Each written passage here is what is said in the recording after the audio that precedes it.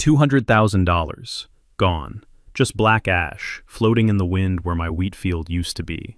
I stood there, watching smoke rise from what should have been my retirement fund. 40 acres of premium wheat, 3 days from harvest, now looking like a war zone. The smell when your life burns is different. Sweet grain mixed with diesel fuel and pure malice. But here's what made my hands shake with rage. 50 feet away, Delilah Prescott stood with a garden hose, helping firefighters by lovingly watering her prize roses. Every precious drop went to her flowers, not one aimed at the flames devouring my future. She waved at me, actually smiled and called out, "Sorry about your little crop problem." Little crop problem. 2 years of harassment, and now this. What she didn't know? I'm Judge Ezra Blackwood, and Monday morning, this arsonist would face me across a courtroom. What would you do? Tell me where you're watching from. Justice was coming. Let me paint you a picture of how this whole mess started. My name's Ezra Blackwood, and I've got what you might call a split personality. Weekdays, I'm sitting behind a judge's bench in downtown Millfield, Kansas, deciding agricultural disputes and property cases. Weekends and evenings, I'm knee-deep in wheat dirt, carrying on what my grandfather started in 1952. The farm came to me when Sarah passed 2 years ago from cancer. 200 acres of prime Kansas wheat land that had been in my family for 3 generations. Sarah always said the farm was my therapy. She was right. After 12-hour days listening to people's legal problems, there's something healing about walking through wheat that's waist-high and whispering in the evening breeze. The smell of fresh-turned earth mixed with diesel fuel from the tractor, the satisfying crunch of gravel under work boots. It kept me sane during the worst days of her illness. Then the developers came like locusts. Prairie Estates sprouted 47 identical houses, with identical lawns and identical complaints about everything that made rural Kansas actually rural. Most new residents were decent folks, escaping city stress, looking for space and quiet. They got that, plus the bonus of living next to working agriculture. But every subdivision has one. You know the type. The person who moves to the country, then spends every waking moment trying to recreate the HOA paradise they supposedly escaped. Enter Delilah Prescott. Delilah rolled in from Orange County in a white BMW that had never seen mud. 52, blonde in that expensive bottle way, with opinions about everything and the money to enforce them. Within 6 months, she'd bullied her way to HOA president with promises to elevate property values through proper standards. Code for making my farm disappear. The harassment campaign started immediately. Morning rooster? Noise pollution. My combine harvester? Dust clouds threatening children's respiratory health. Irrigation sprinklers? Mosquito breeding ground endangering the community. Her own kids lived in Denver, but facts never slowed Delilah down. I tried being neighborly at first, brought fresh corn from my vegetable patch, explained how agriculture worked, offered to coordinate harvest schedules around her garden parties. She accepted the corn with a smile that could freeze July, and filed 3 more complaints that week. The escalation was methodical, like a prosecutor building a case. Petitions demanding 12-foot agricultural screening around my property. Noise ordinances targeting equipment that operated before dawn. Environmental impact studies for fertilizer use. Every month brought certified letters from lawyers she hired with HOA funds, demanding I cease operations that predated her birth. But Delilah's masterstroke was discovering the easement. My grandfather wasn't just a farmer, he was smart. When he sold land for the 1974 road expansion, he negotiated permanent agricultural access rights through what became Prairie Estates. Legal access that couldn't be revoked, modified, or blocked. Period. When Delilah's lawyer couldn't break that easement in court, she went rogue. One Tuesday morning, I hitched up the combine to move between fields and found my access route blocked by decorative boulders. Big ones, the kind that cost serious money and matched Delilah's landscaping perfectly. She'd installed them overnight with a crew she paid cash. I called the county sheriff. Delilah produced a forged work order, claiming the boulders were traffic safety improvements requested by residents. The sheriff knew it was garbage, but without witnesses or video proof, his hands were tied. Standing there in the morning heat, sweat already beating on my forehead from frustrated anger, I realized this wasn't about property values or neighborhood aesthetics. This was warfare. Delilah had declared war on my family's legacy, my wife's memory, my sanity, and she thought her money and HOA title made her untouchable. She had no idea who she was dealing with. After 15 years on the bench, I knew something about bullies who abuse authority. 2 months before harvest season, I woke up to what looked like chemical warfare in my wheat field. A 3-acre strip along the property line had turned brown overnight. Not the golden brown of ripening grain, but the sick, twisted brown of dying plants. The acrid smell of herbicide hung in the morning air like a toxic perfume, making my eyes water as I walked the damage line. 3 acres, $12,000 of premium wheat, dead as roadkill. The timing wasn't coincidental. The night before, Delilah had hired Premier Landscape Solutions for what she called aggressive invasive weed management along her property boundary. Funny how her weeds required industrial-strength herbicide on the windiest day of the month. I called my insurance adjuster, a guy named Rick who'd seen every kind of crop damage imaginable. He walked the kill line with me, measuring, photographing, taking soil samples. The herbicide drift pattern was textbook. You could draw a line from Delilah's property to mine, showing exactly where the chemical cloud had traveled. "This is deliberate," Rick said, kneeling in the brown stubble. Wind was gusting 25 miles per hour from the west. No licensed applicator sprays on a day like that, unless they want drift damage. But proving intent? That was the million-dollar question. Years on the agricultural law bench had taught me that most people don't understand how chemical drift liability works. I'd ruled on dozens of similar cases. Property owners are financially responsible for herbicide drift damage, regardless of who applies the chemical, or whether it was accidental. The contractor might have sprayed it, but Delilah would pay for every dead stalk if I could prove negligence. I started documenting everything. Trail cameras went up along the fence line, military-grade units that recorded in 4K, with night vision and motion sensors. If Delilah wanted to play games, I'd make sure every move was recorded in high definition. The cameras paid off faster than I expected. 2 weeks later, I was reviewing footage when I spotted something that made my pulse quicken. There was Delilah, on the night of the herbicide incident, standing at her back door like Napoleon, directing the Battle of Waterloo. The audio was crystal clear, thanks to the evening stillness. "Make sure you get right up to the fence line," her voice carried across the yard. "Those weeds are really problematic right there." The contractor hesitated, clearly uncomfortable. "Ma'am, wind's pretty strong tonight. Might drift onto your neighbor's crop." "I'm sure you know what you're doing," Delilah interrupted, with the tone of someone accustomed to getting her way.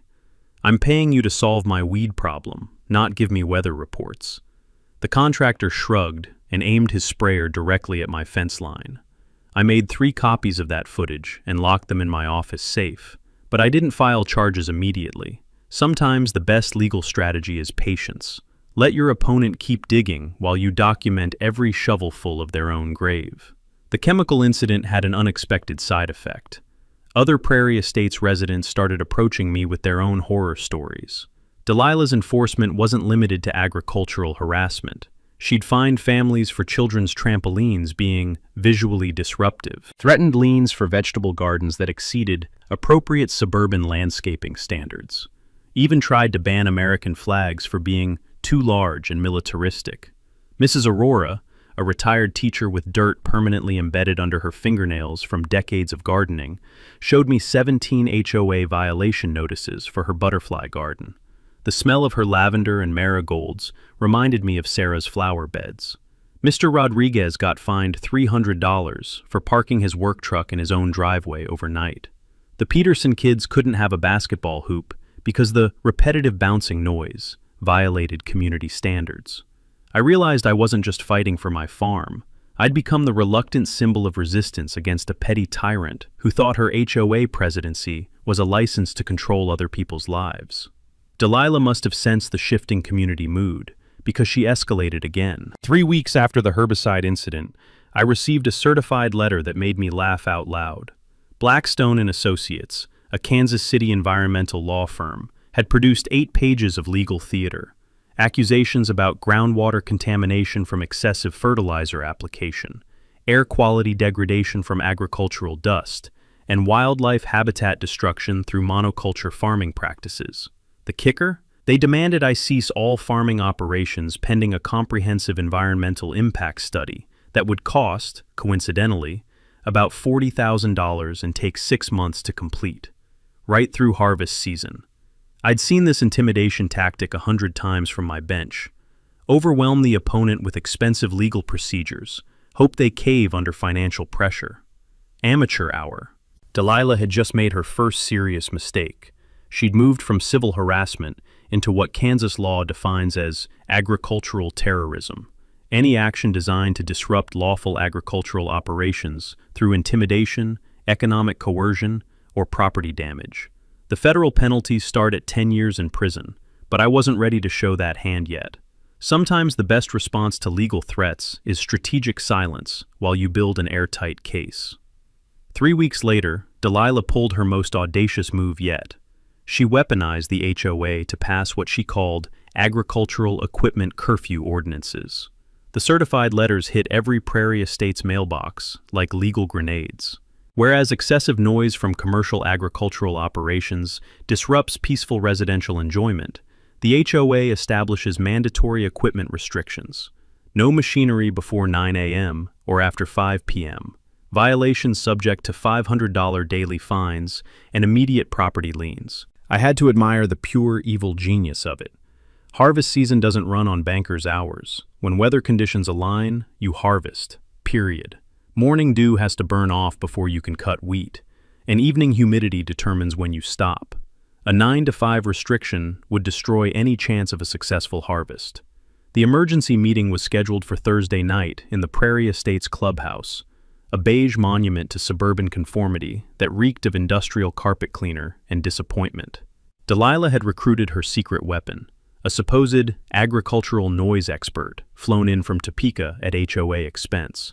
I almost skipped it. Then I remembered what Sarah used to say about bullies.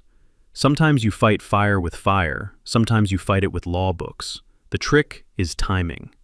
Thursday evening found me in court until 7:30, presiding over a water rights case that dragged on forever. I drove straight to the HOA meeting, still wearing my judicial robes, the black polyester retaining heat from the courthouse's ancient air conditioning system. Gravel crunched under my leather dress shoes as I approached the clubhouse, Delilah's voice already echoing through the thin walls like a preacher at a snake-handling revival. I timed my entrance perfectly, opening the door mid-sermon. And this certified expert will demonstrate why agricultural noise pollution constitutes a clear and present danger, requiring immediate municipal intervention. Delilah's voice died, like someone had yanked the microphone cord. 43 sets of eyes turned toward the back door, where a black-robed judge had just materialized. The fluorescent lights buzzed overhead like trapped hornets, the only sound in a room suddenly thick with tension and the lingering aroma of burned coffee. "Good evening, neighbors," I said pleasantly, claiming a folding chair in the back row. "Please don't mind me. I'm just here as a concerned property owner." Delilah's face cycled through several shades before settling on something between rage and panic. But give her credit, she recovered faster than most defendants in my courtroom. "Judge Blackwood, what a pleasant surprise. We were just discussing community noise standards that would benefit everyone." "I'm sure you were." I deployed my courtroom smile, the one that made lawyers nervous and defendants confess. "Please, continue with your expert testimony." The expert, who turned out to be Delilah's brother-in-law, Rick from Orange County, a guy who sold timeshares for a living, stumbled through 20 minutes of manufactured nonsense about decibel thresholds and acoustic trauma studies. I took careful notes, partly for legal documentation, and partly because watching him sweat through his cheap suit was better entertainment than cable television. When timeshare Rick finally shut up, I stood. The temperature in the room seemed to drop 10 degrees. "Fascinating presentation," I said, consulting my notes. "Quick question. Are you familiar with Kansas agricultural protection statutes, specifically our Right to Farm Act?" Rick blinked like a possum caught in headlights. "Well, my expertise is more in the acoustic science field. Let me help educate everyone." I pulled out my phone and read from Kansas Statute 2-3201. "Agricultural operations on agricultural land shall not be deemed a nuisance if conducted for 1 year or more, and were not a nuisance when begun." I looked around the room. My family's farmed this land since 1952. That's 71 years of continuous operation. The beauty of spending 15 years on the agricultural law bench was knowing exactly how these statutes worked. Every state has right to farm laws designed to prevent precisely what Delilah was attempting. Suburban carpetbaggers moving next to established agriculture, then trying to shut it down through harassment lawsuits and municipal interference. Furthermore, I continued, Kansas specifically prohibits local ordinances that interfere with normal farming practices. Harvest timing is determined by weather and crop readiness, not HOA meeting schedules. Mrs. Aurora's hand shot up. So this curfew thing is actually illegal? Any attempt to restrict lawful agricultural operations protected under state law could result in civil liability and criminal charges under Kansas agricultural interference statutes. I looked directly at Delilah. Those carry significant penalties. The room erupted in whispers and shuffling. 3 families immediately stood and left. The Petersons withdrew their curfew support. Mr. Rodriguez asked about protecting his work truck from similar harassment. Delilah banged her gavel like an auctioneer having a seizure, but the meeting was over. Her carefully orchestrated coalition crumbled faster than week-old cornbread. Walking out, I caught her frantic phone conversation. The agriculture thing backfired completely. We need to get creative, maybe personal stuff. I smiled, listening to gravel crunch under my shoes. Sometimes the best legal defense is simply knowing the law better than your attacker. But Delilah's parting words told me she wasn't surrendering. She was just changing tactics. 1 week before harvest, Delilah launched what I can only describe as psychological warfare disguised as public safety. It started at 5:47 a.m. on a Tuesday when my phone erupted with an automated dispatch alert. The fire department was responding to reports of suspicious smoke and hazardous chemical odors from my property. Full hazmat response authorized. I threw on yesterday's jeans and ran outside barefoot, the morning dew shocking my feet awake, just as 3 fire trucks, an ambulance, and a hazmat unit came screaming down my gravel driveway. Emergency lights strobed across my wheat field like some twisted disco, and the diesel rumble of heavy engines drowned out the meadowlark's morning songs. Fire Chief Martinez climbed out of the lead truck, already shaking his head. We'd played football together in high school. He knew crazy when he saw it. Ezra, I got reports of dangerous chemical storage and suspicious burning. Please tell me you're not running a meth lab in your grain silo. Just brewing coffee, Pete. Strong coffee, but legal. We walked the property while his crew ran detection tests. My chemical storage exceeded state requirements by 50%. Concrete bunker, proper ventilation, locked fireproof cabinets with detailed inventory logs. The most dangerous thing on my property was probably my cholesterol level. Whoever called this in either has never smelled farm chemicals or they're playing games, Pete muttered, checking his instruments. Everything's cleaner than a church on Sunday. The whoever became obvious when I spotted Delilah at her kitchen window, sipping what looked like mimosas while watching the emergency circus she'd orchestrated.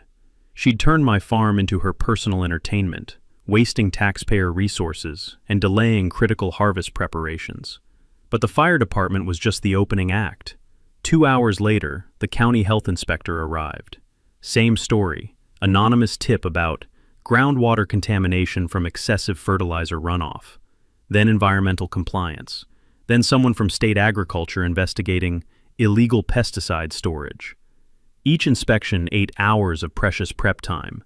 Each inspector found nothing, and each delay pushed me closer to missing optimal harvest weather. That evening, reviewing security footage with a glass of Sarah's favorite wine, a cheap Merlot that tasted like liquid nostalgia, I discovered something that made me laugh, despite myself. 6 emergency calls in 2 weeks, all from the same phone number, all completely bogus, all perfectly documented on dispatch records. I'd learned during my prosecutor days that filing false emergency reports escalates fast from misdemeanor mischief to serious felony territory. 3 or more false reports constitute abuse of emergency services under Kansas law, a Class D felony carrying up to 18 months in prison. Delilah had essentially been building her own criminal case, 1 false report at a time. Friday brought her masterpiece, an emergency HOA meeting demanding court injunction against my harvest operations. The flyer she distributed read like a disaster movie trailer. Dangerous agricultural operations threaten community safety. Demand protection now. Timing was surgical precision. Friday night, exactly when weather forecasts promised perfect harvest conditions for the weekend. The meeting drew maybe 20 residents to the clubhouse, which now smelled permanently of burned coffee and broken dreams. But Delilah had accidentally attracted bigger fish. A reporter from the County Herald who'd caught wind of the judge versus HOA drama, and County Commissioner Jim Walsh, curious about why his office kept getting calls about agricultural emergencies that turned out to be nothing. Delilah delivered her performance like Lady Macbeth having a nervous breakdown. My farm posed immediate and ongoing dangers to children, groundwater, and property values. My equipment was essentially weaponized against peaceful residential areas. She demanded emergency county restrictions on harvest operations, claiming I was conducting deliberate agricultural assault on law-abiding families.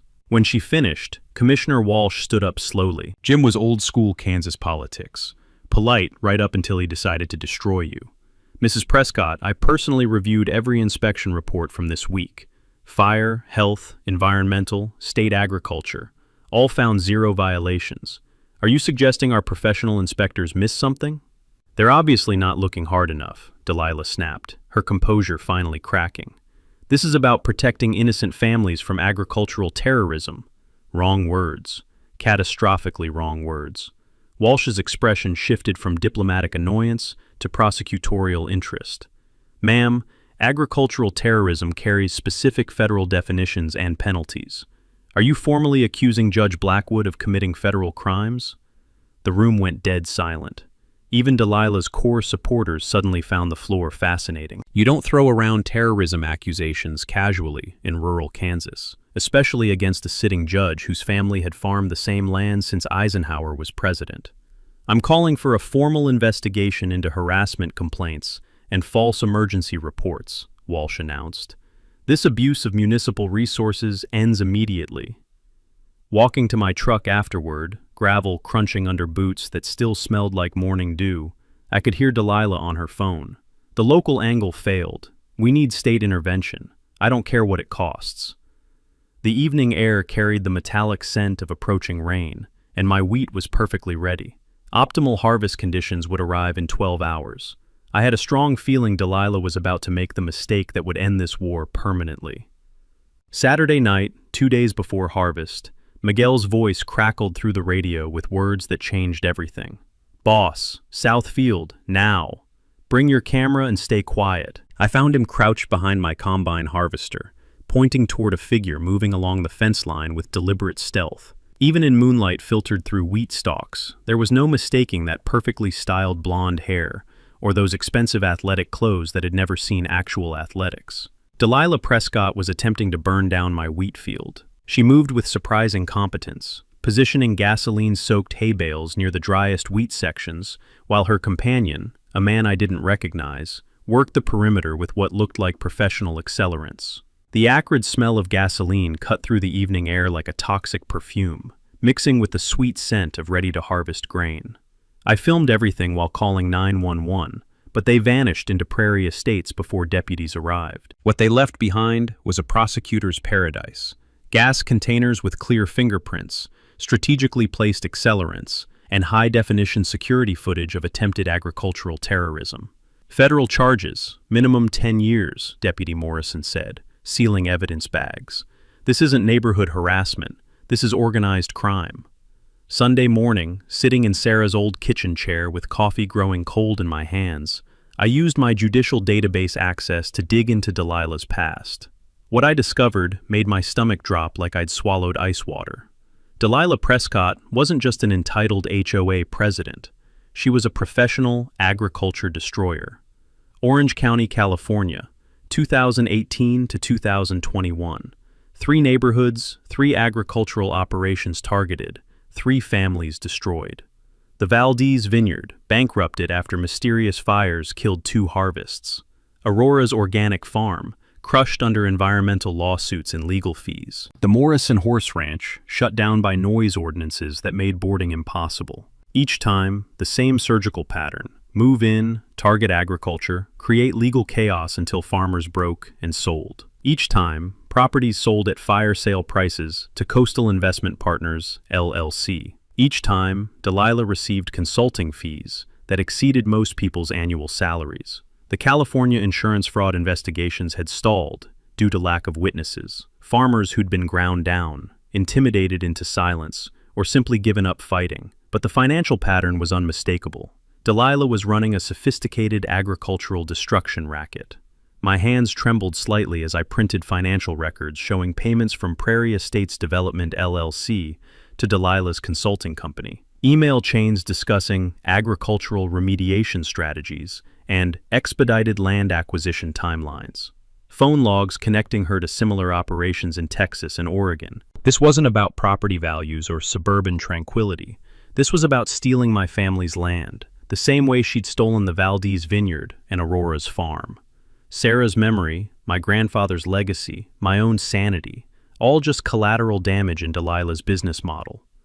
But here's what made me smile, despite the rage building in my chest. Delilah had unknowingly picked the worst possible target. I wasn't just some isolated farmer who could be ground down by legal fees and intimidation. I was a sitting judge with 15 years' experience prosecuting agricultural crimes, access to interstate criminal databases, and federal task force connections. Better yet, my court calendar showed something beautiful. Monday morning, Delilah had a routine civil hearing about a fence dispute with another neighbor. Random case assignment had scheduled her to appear in my courtroom, completely unaware of our connection or her impending criminal charges. Her lawyer had filed the civil case months ago, expecting some random judge to rubber stamp a property settlement. Instead, they'd walk into a courtroom where their client's arson victim was wearing the black robe. I spent Sunday organizing evidence, security footage, fingerprint analysis, financial records from 3 states, witness statements from California victims who'd finally found someone willing to listen. Everything legal, everything admissible, everything building toward federal agricultural terrorism charges. Monday morning, Delilah would sit in my courtroom, thinking she'd gotten away with attempted arson, having no idea that every word she spoke would become evidence in her own prosecution. Justice was about to be served with perfect timing. Sunday evening, I transformed my kitchen table into a war room that would make Pentagon strategists jealous. Financial records spread across Sarah's old quilted placemats, the same ones she'd used for our morning coffee ritual, now holding evidence of interstate agricultural terrorism. Security footage queued up on my laptop, evidence bags containing gasoline containers and accelerant-soaked hay, phone logs, bank statements, and witness testimonials from 3 states. Everything organized with the methodical precision of someone who'd built criminal cases for 15 years. Miguel arrived at 7 with his 3 sons and a thermos of his wife's coffee that could resurrect the dead. The boys, teenagers who'd grown up helping with harvest, looked serious as pallbearers. "Boss, the family wants to help with security. This is personal now." Word had spread through the farming community faster than gossip at a church potluck. By 8 p.m., my driveway resembled a county fair parking lot. 12 pickup trucks, 4 ATVs, and enough concerned neighbors to staff a small revolution. These weren't just farmers. They were veterans, mechanics, retired sheriff's deputies, and folks who understood that attacking agriculture meant attacking the soul of rural America. County Extension Agent Linda Rodriguez showed up clutching official test results like winning lottery tickets. "Cleanest agricultural operation I've tested in 20 years, she announced, spreading soil and water analysis across my table. "Your nitrogen management is actually improving watershed health. Delilah's contamination claims are pure fiction." Fire Marshal Pete Martinez brought something even better. Official safety compliance certificate stamped with enough official seals to make a notary weep with joy. "Anyone questions your harvest operations, they can explain themselves to me personally," he said, practically radiating authority. But the real game changer arrived when District Attorney Sarah Aurora pulled up in her county vehicle. I'd recused myself from direct prosecution, but as victim and witness, I could provide evidence that would make prosecutors dream sweet dreams. "Agricultural terrorism cases are rare because most farmers can't fight back," she explained to our kitchen council of war. "But this case has everything: interstate conspiracy, attempted arson, financial fraud, federal jurisdiction. We're not just prosecuting Delilah, we're dismantling her entire criminal enterprise." The evidence package read like a prosecutor's wish list: high-definition security footage of attempted arson, fingerprint analysis connecting Delilah to accelerants, financial records proving investment fraud conspiracy, witness testimony from California victims who'd waited years for someone to take them seriously. My secret weapon, though, was legal timing and community education. I'd spent years teaching agricultural rights workshops, knowledge that would now serve my neighbors. Right to farm laws are nuclear weapons for agriculture, I explained to the assembled group. If farming existed before residential development, farming wins every legal battle. The key insight: most people don't realize these protections exist, but once you invoke them properly, HOAs become paper tigers. We organized an impromptu legal clinic right there in my kitchen. I walked neighbors through harassment documentation requirements, explained agricultural terrorism statutes, and provided template letters for withdrawing from HOA authority.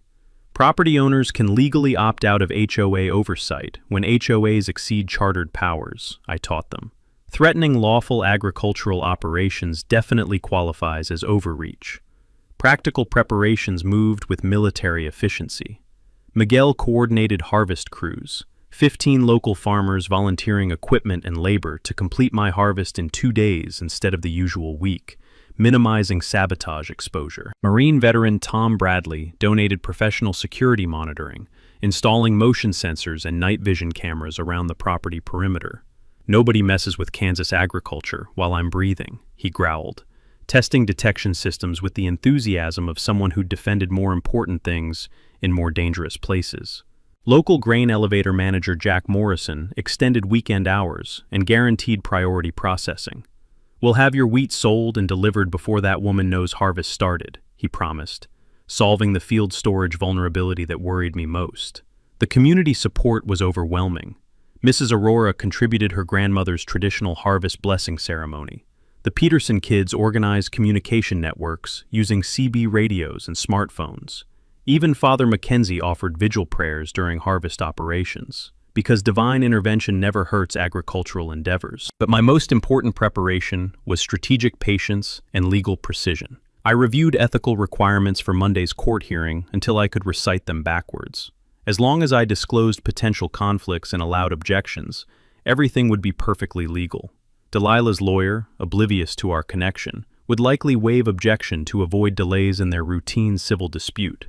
Sunday night, I prepared 2 evidence binders, one for the civil property case Delilah expected, another containing her criminal evidence for federal prosecutors. Everything documented, admissible, and building toward justice. The beautiful irony was timing. Monday morning, Delilah would enter my courtroom thinking she was handling routine HOA business, completely unaware she was walking into the opening act of her own federal prosecution. Miguel found me on the porch near midnight, watching security monitors and breathing in the sweet perfume of wheat ready for cutting. Tomorrow she learns some lessons can't be bought or bullied. I smiled, listening to night sounds that had comforted my grandfather, my father, and now me. Tomorrow, justice gets its day in court. Monday arrived with perfect harvest weather, and Delilah's most desperate performance yet. At 2:17 a.m., my motion sensors lit up like a Christmas tree as 2 figures crept across my property with enough equipment to stage a small war. Through night vision cameras, I watched Delilah direct her accomplice, turned out to be her ex-husband from California, toward my fuel storage with military precision.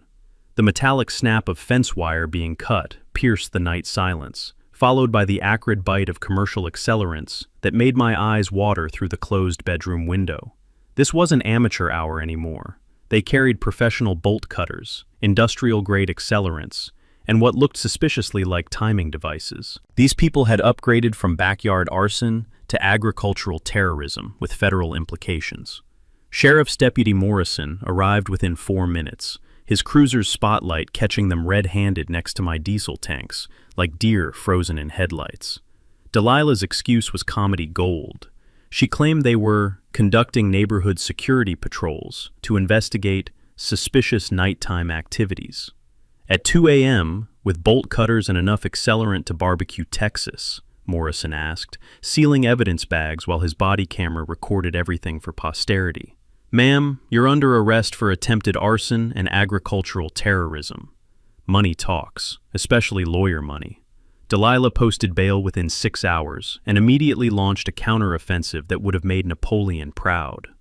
Tuesday morning brought the bribery attempt that proved desperation makes people stupid. Miguel answered his door to find a well-dressed woman offering $5,000 cash for him to report unsafe working conditions that would halt my harvest. When Miguel politely declined, he's got more integrity in his little finger than most people have in their entire bodies. She doubled the offer and added threats about his immigration status. Big mistake. Miguel recorded the entire conversation, capturing her escalating panic as she threw money around like confetti. What she didn't know was that Miguel served 3 tours in Afghanistan and earned his citizenship through military service. Threatening a decorated combat veteran's immigration status is like threatening a lion with a water gun. People who don't cooperate sometimes find their lives getting very complicated, she warned, as Miguel showed her the door. Lady, Miguel replied in his calm veteran voice, I've been complicated before. Didn't much care for it. That same morning brought federal court drama. Delilah's high-priced Kansas City lawyers filed an emergency motion claiming I was orchestrating a judicial vendetta against their innocent client. They demanded my recusal from any proceedings, arguing conflict of interest violations. The motion was legally sophisticated, but strategically moronic. By filing in federal court, they just confirmed this case belonged in federal jurisdiction, exactly where prosecutors wanted agricultural terrorism charges. They'd essentially wrapped their client's prosecution in a bright red bow and delivered it to federal court.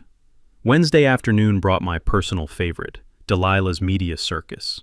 Television crews arrived claiming credible reports about a mentally unstable judge abusing power to harass homeowners. The lead reporter, a young woman who'd clearly skipped journalism school's research classes, stuck a microphone in my face while I was checking wheat moisture content. Judge Blackwood, how do you respond to allegations that you're conducting personal vendettas against residents exercising legal rights? I smiled the same patient smile I used with overconfident prosecutors. I'd suggest reviewing public records of criminal charges, security footage, and witness statements before repeating accusations that might constitute defamation. Watching her confidence collapse was more satisfying than perfect harvest weather. I calmly recited evidence: attempted arson on video, recorded bribery attempts, interstate agricultural terrorism spanning 3 states. By the time I finished, she was backpedaling faster than a politician caught with campaign funds. But Thursday evening brought Delilah's masterpiece of miscalculation. She organized an emergency community safety meeting at the clubhouse, inviting county commissioners, state agricultural officials, and environmental activists. Her plan? Demand criminal investigation of my agricultural terrorism against innocent families. The meeting drew her target audience: 40 residents, 3 county officials, 2 state regulators, and, this was the kicker, a representative from the Kansas Bureau of Investigation. What Delilah didn't anticipate was that half the audience consisted of farmers armed with evidence and zero patience for her nonsense. The clubhouse smelled like burned coffee and nervous sweat as Delilah stood to present her case, demanding immediate action against my weaponized agriculture operations. County Commissioner Walsh interrupted with surgical precision. Mrs. Prescott, before we discuss Judge Blackwood's alleged crimes, perhaps you could explain why you're currently under federal investigation for agricultural terrorism in 3 states. The silence was so complete, you could hear fluorescent lights humming. Delilah's face went through more color changes than a traffic light malfunction. I have no idea what you're talking about, she stammered, with all the conviction of a street corner con artist. Walsh smiled like a shark smelling blood. FBI Agricultural Crime Task Force briefed us this afternoon. Fascinating presentation about organized agricultural destruction schemes targeting family farms. Walking out of that meeting, listening to chaos erupt behind me like a verbal food fight, I realized Delilah had just made the final mistake that would gift-wrap tomorrow's courtroom confrontation. Friday morning arrived with perfect harvest weather, and Delilah's final, catastrophic mistake. At 4:23 a.m., my security system lit up like a pinball machine on steroids.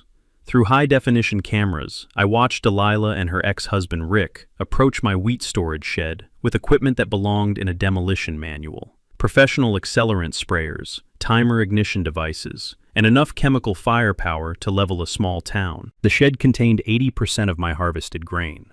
4 months of work worth nearly $200,000, plus futures contracts that could feed my family for years. They weren't just targeting this season's crop. They were attempting to destroy 3 generations of agricultural legacy with liquid fire and timer devices.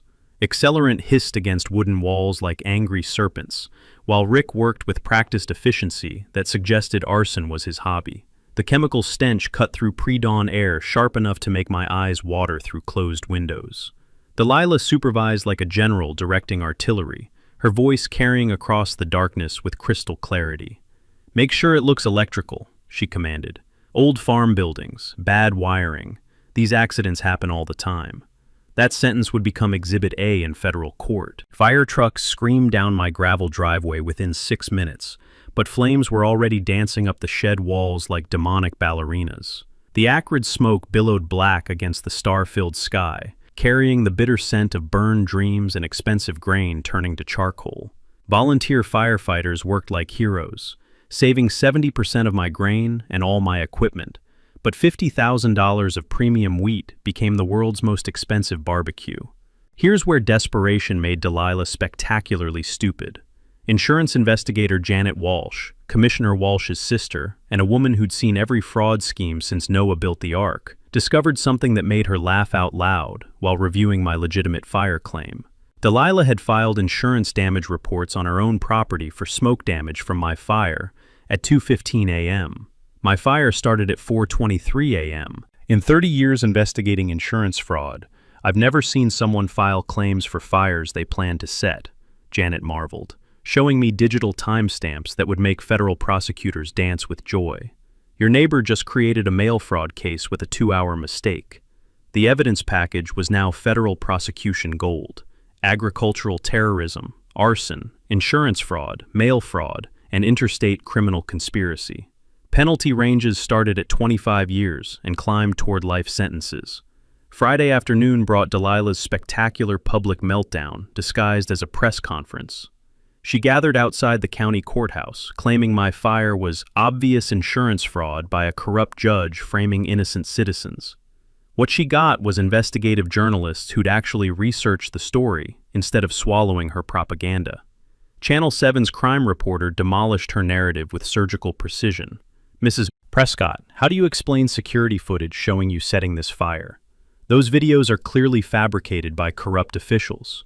What about accelerant residue matching chemicals purchased with your credit card? I have absolutely no knowledge of any chemicals.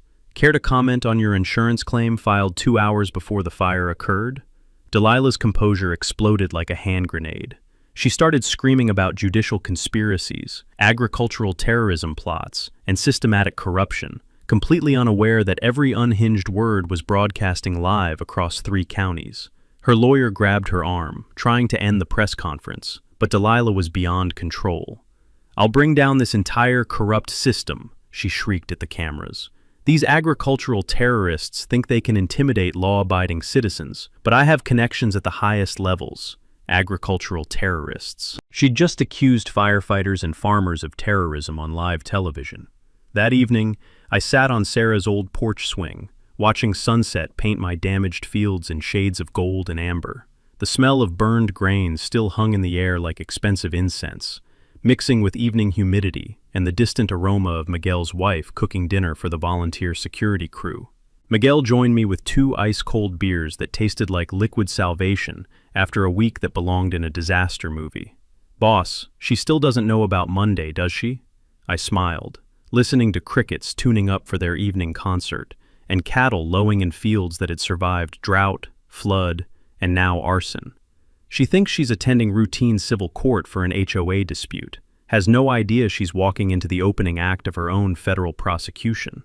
Miguel chuckled, the sound mixing with birdsong and the gentle whisper of surviving wheat stalks dancing in the evening breeze. "Some people gotta learn the hard way that you don't mess with Kansas farmers."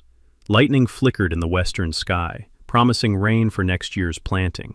My remaining grain was safely stored, my equipment survived, and Monday would bring justice served at exactly the right temperature.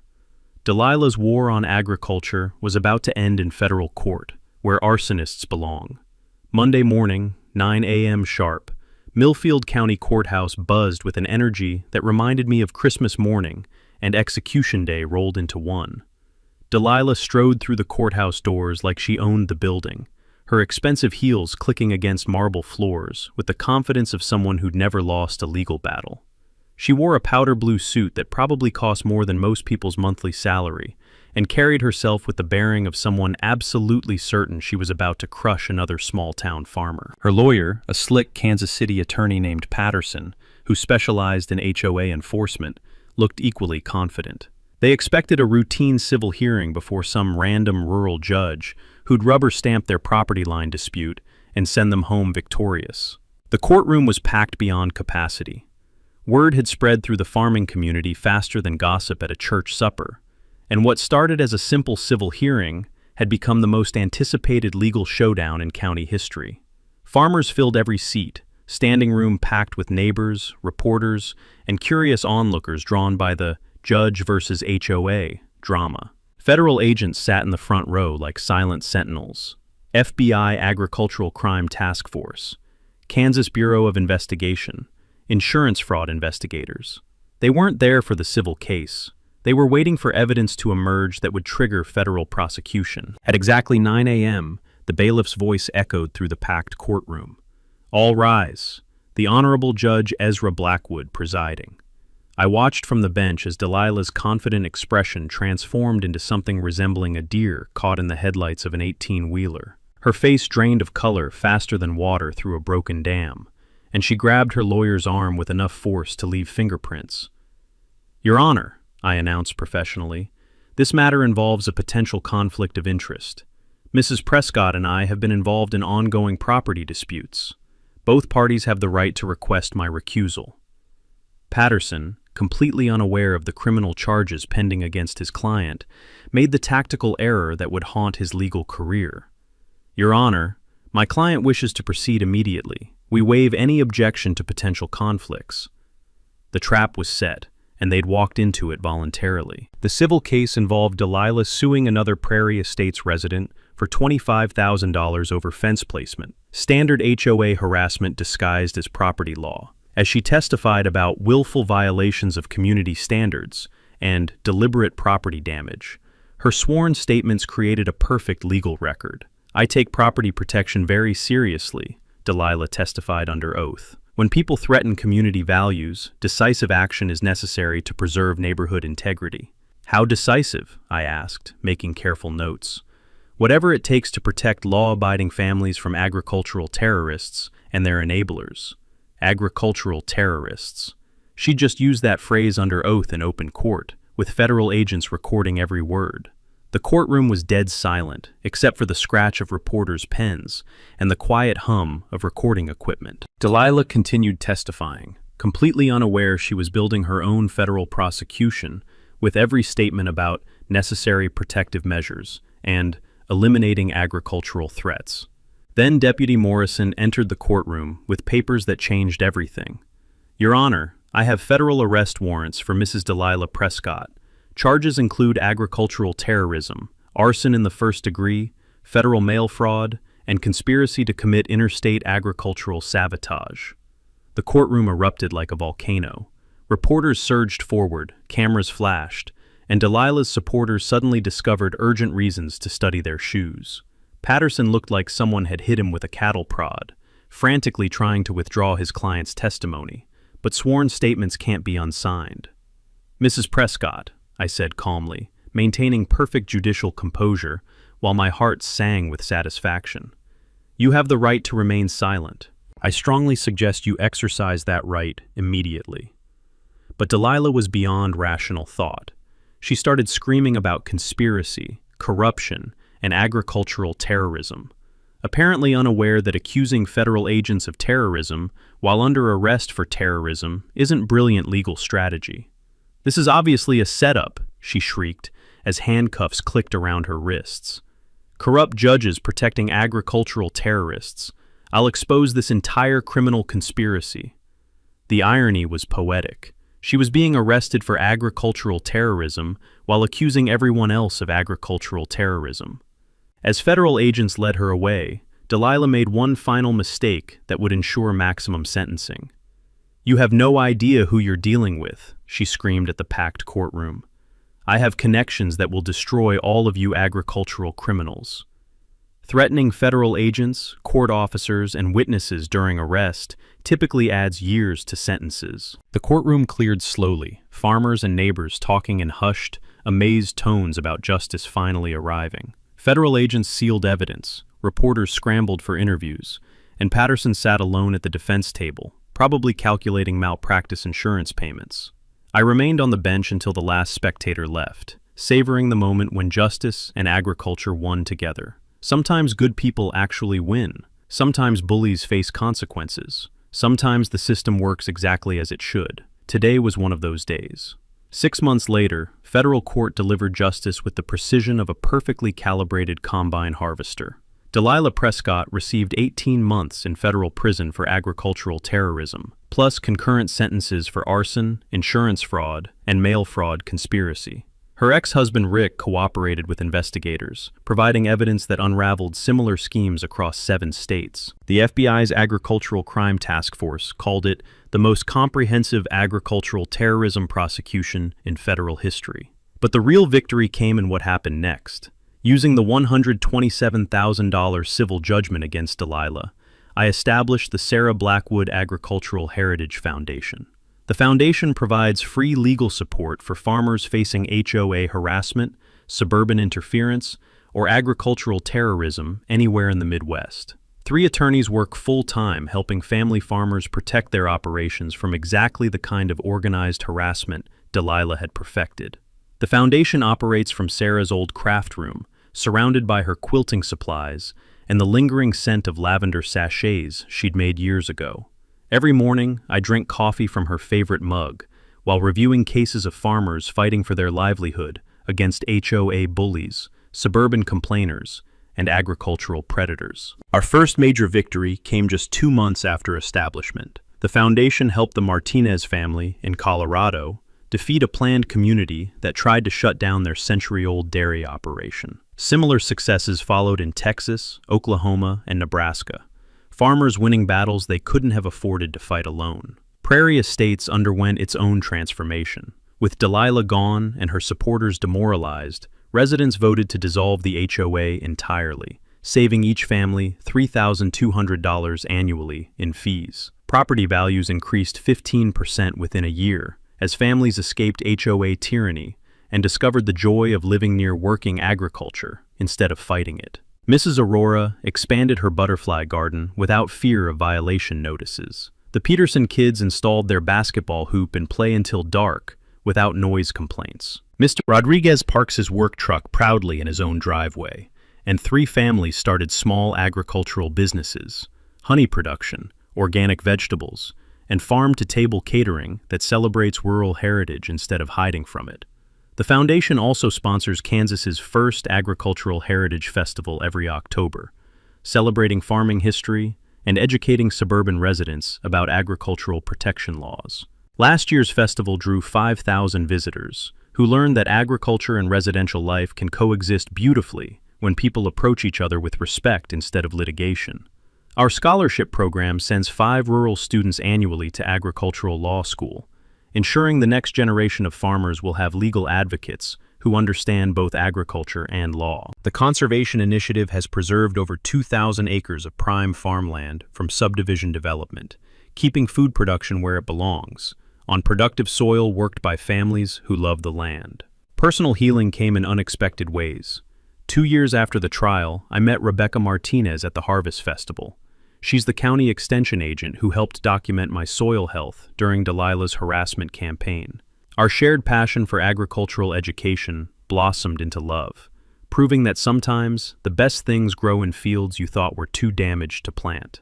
We married in the same wheat field Delilah tried to burn, with 180 community members celebrating under the same sky where smoke had once blocked the stars. Miguel served as my best man, joking that the boss finally found his best harvest. Rebecca brought her own wisdom about sustainable farming, community education, and healing damaged soil. Together, we've expanded the farm's educational mission, hosting school groups, agricultural tours, and farm-to-fork dinners that connect urban families with rural heritage.